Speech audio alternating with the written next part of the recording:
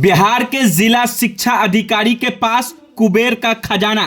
राजद प्रवक्ता ने कहा, अधिकारियों की संपत्ति की भी जांच हो। शिक्षा विभाग में तरह तरह का खेल हो रहा है, यह कई बार उजागर हो जा रहा है।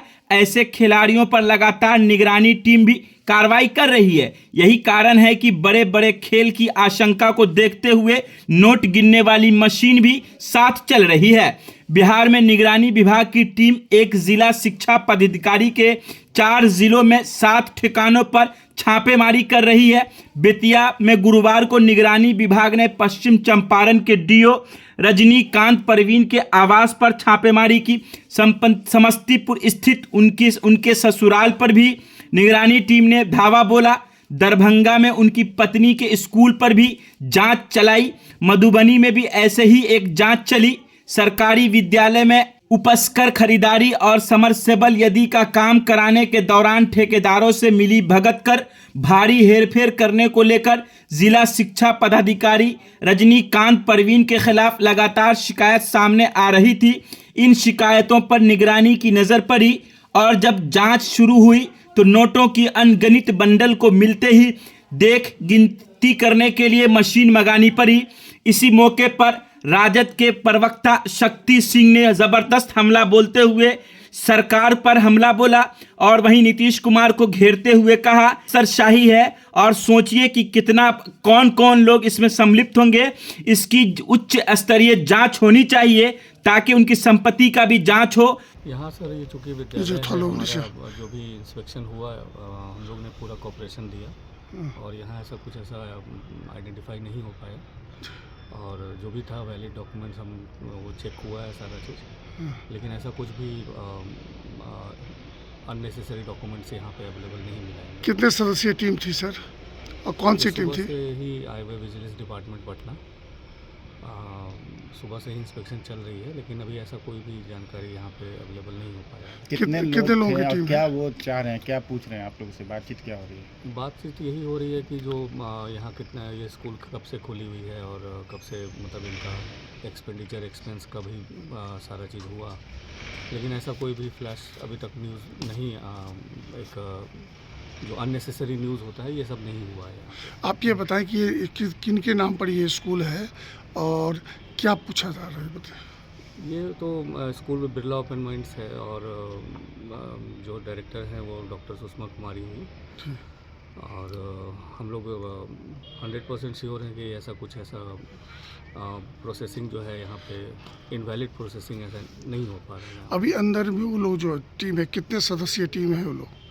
ये लोग 5 लोग थे और सुबह ही हम लोग को न्यूज़ मिली तो हम लोग आए हैं यहाँ। उनको सारा कोऑपरेशन के साथ इन लोग को जो है सारा जो भी उन लोग का क्वेश्चन था वो सारा चीज़ आंसर हुआ है यहाँ से। क्या डॉक्यूमेंट्स क्या मांग रहे हैं आप लोगों से? वो डॉक्यूमेंट्स वो एम्प्लॉय डिटेल्स एंड ऑल, बच्चों का कितना डिटेल्स है क्या है वो सब दिया गया उनको।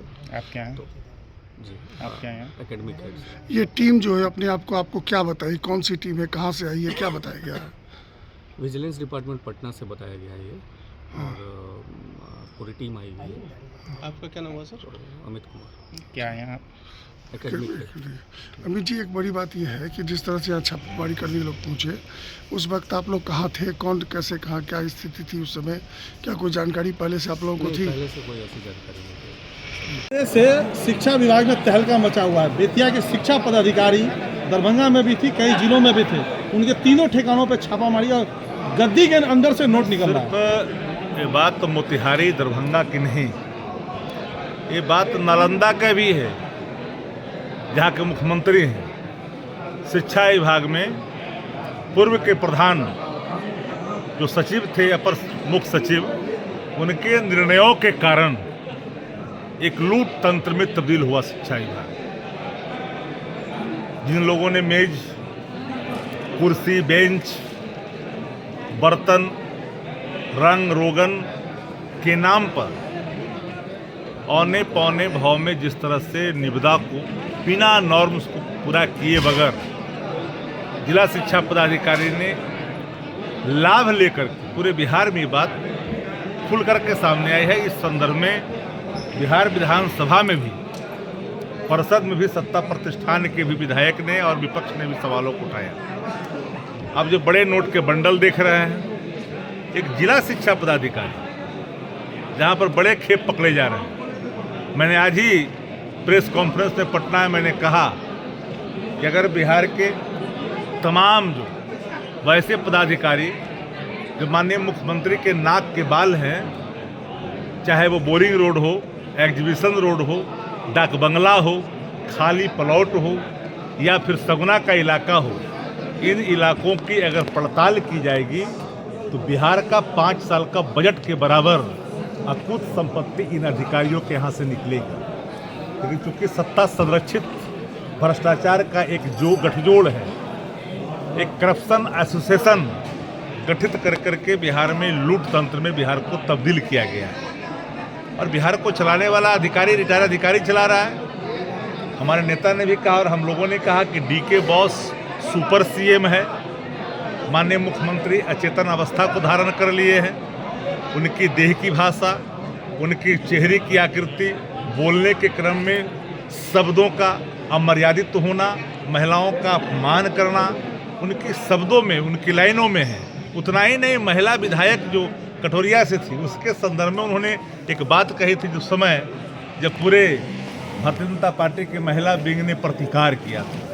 तो लूट तंत्र में बिहार तब्दील हो चुका है। आज जो घटना हुई है, क्या इसे बीपीएससी जो छात्र इल्जाम लगा रहे हैं वो कितना हद तक सही माना मैंने जाए? फिर कहा एक बार कि पहले कई बार हम लोगों ने कहा था कि एक रूम एक सीरीज, एक परीक्षा केंद्र और एक सीरीज से जो परीक्षा के फल आ रहे हैं, इसमें पूरी तरह से बीपीएससी परीक्षा में धांधली के सबूत हैं। अगर बीपीएससी परीक्षा में धांधली के प्रथम दृष्टया में प्रमाण नहीं होते तो परीक्षा का एक केंद्र रद्द नहीं होता और अल्टीमेटली जिन केंद्रों को रद्द नहीं किया गया उसमें बड़े पैमाने पे खेल हुआ है।